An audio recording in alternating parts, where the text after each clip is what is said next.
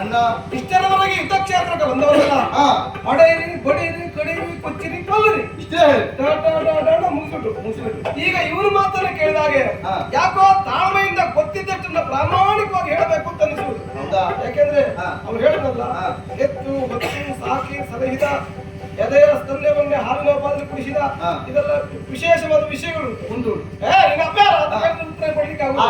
ಇವನ ನಯವಾದಂತಹ ಮಾತುಗಳೇ ನಮ್ಮಲ್ಲಿ ಅನೇಕ ಉತ್ತರವನ್ನು ಹುಟ್ಟು ಹಾಕ್ತಾ ಇದೆ. ಖಂಡಿತ ನಮಗೆ ಗೊತ್ತಿದ್ದಷ್ಟು ಹೇಳೋಣ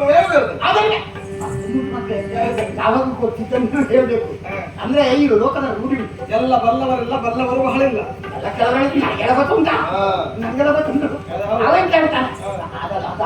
ಅದು ಬೆಳವಣಿಗೆ ಲಕ್ಷಣ ಅಲ್ಲ.